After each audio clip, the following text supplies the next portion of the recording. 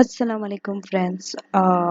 Welcome to today's lecture 74, and this is the last lecture under analysis and interpretation, not-for-profit entities. So earlier in the earlier lectures, we have been covering how to analyze a company for profit entities using non-financial measure, financial measure, additional performance measure, ethics, sustainability reporting, integrated reporting, and now we are moving towards not-for-profit entities because this is also uh, a part of an entity which we need to know. A different type of entity, we need to know how to analyze those as well, not just the profit entities. Okay, so not-for-profit entities, their main difference with the profit entities is that they are not profit motive. Okay, they do not carry their activities in order to make profit. But then the question comes, how do they survive if they don't make profit? Well, they should be making profit from some other resources. They should have some surplus of their fund from some other activities that they carry in order to function the not-for-profit entity, because every entity needs fund to function, whether it is from the donation that they receive, the charities and all. Okay, the membership, the subscription fees that they receive for the membership of a club or anything, right? But mainly when they run a charity, whether club or social club or charities or the public sector, the main motive is not for the profit. Okay, so what are the main types of not-for-profit entity? They are like clubs and societies, charities, and public sector organizations. These are some examples of not-for-profit entity. Okay, so if a not-for-profit entity is given to you in the exam, you should know how to analyze this type of companies, because you analyze this company in a different way compared to your profit entity.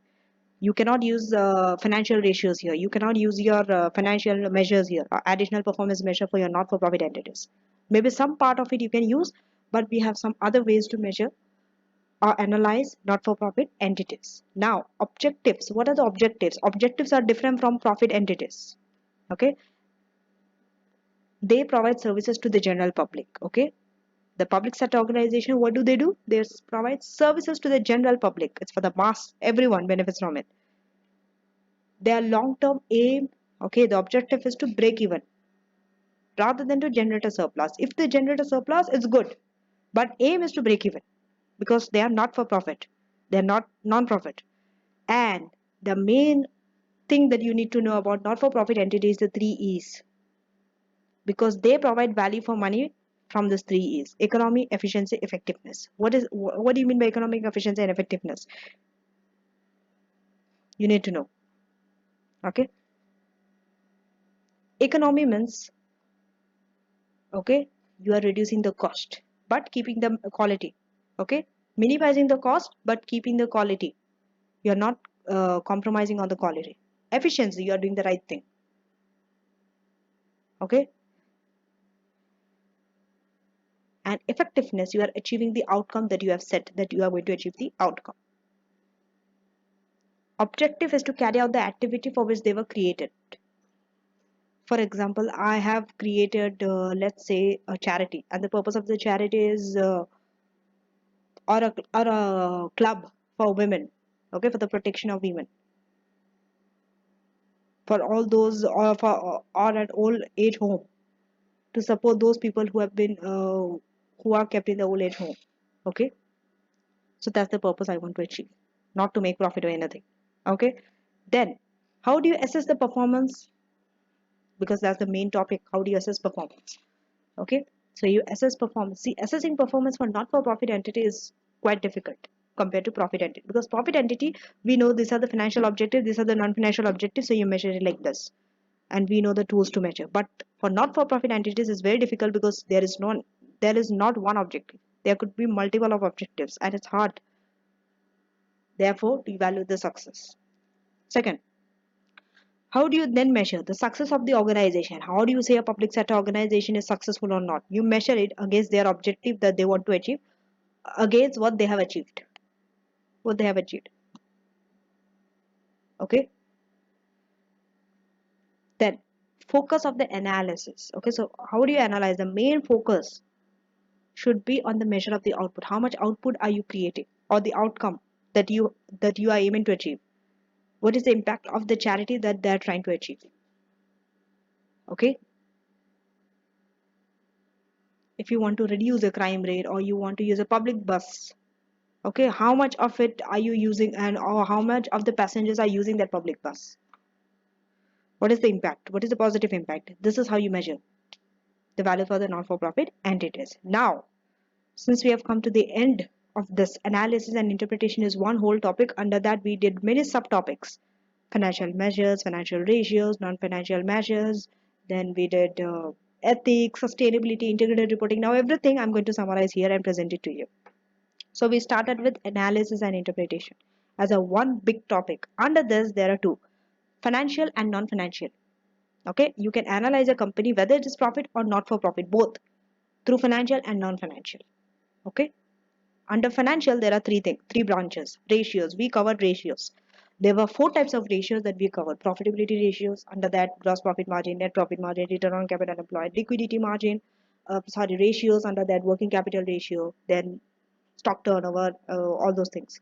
And then we covered gearing ratios, investor ratios, earnings per share, all those things.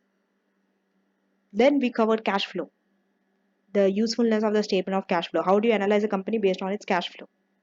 Then we went through the additional performance measure, okay, which are not defined by IFRS.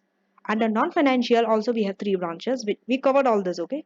You can see my earlier videos. Measures, non-financial measures. Ethics is part of non-financial. We go by ethics. Are they ethical? And sustainability, okay. And whether financial or non-financial, all this you can present under one report known as integrated reporting. Integrated means integrate everything together, combining all the things together in one thing. That is the meaning of integrated, okay. And you present it in a report, hence integrated reporting. And under integrated reporting there are three things that you need to know. One is the purpose. What is the purpose of it? You you you report the value, you communicate the value of the organization, how they are creating value using the six capitals, okay. How they are creating value over the short, medium and long term, in a concise, in a brief way, okay. You are telling what is the purpose of the organization, objective, the strategy that they are going to do, the governance structure, all those things. Then we went through the principles, the guiding principles, which helps us in the preparation of integrated reporting. So when you go through my previous lecture, that is integrated reporting, there I've covered all those things. So if you want to know the detail, you can go and check the detail out from there. This is just a summarization of all the topics that I've covered under analysis and interpretation. And then the content of the integrated reporting, what it includes, like opportunities and risk, the organizational overview, all those things. Okay, so that's it. And this is the end of the analysis and interpretation. Make sure that you go through each topic separately, and at the end you should be able to summarize everything. It's one whole big picture. You should be able to see all the topics as one whole big picture. They are connected with each other. They are not separated or isolated. Okay, yes, you can study separately, but at the end combine all together. Okay, if somewhere financial, let's say your one example, okay, this is just one example to see how it's connected. Let's say your ethics is suffering, okay. So because of ethics your reputation is suffering. You are having a criticism from the press, okay. Press is giving some negative comments, okay. Or customer has some complaint against your company's product. What happens? This will, not in the short term, but yes, after a time it will affect your financial ratios also. Maybe your customers will go away, so your gross profit margin, net profit margin, it will suffer. So you understanding, one thing will have an impact on the other thing. So that's the whole thing, and hence then your integrated reporting also will suffer, okay. So that's it. And the next, that's the last part of your SBR, that is very very important, very important, and you cannot cover it, and it's going to be a very lengthy session. Current issues. So we are going to cover all the current issues, and all the current issues will be in one, okay. It will be in one single video. It will not be parts like this, how we have done for analysis and interpretation. Current issues will be in one video, okay. So till then, thanks for watching, and see you in the current issues.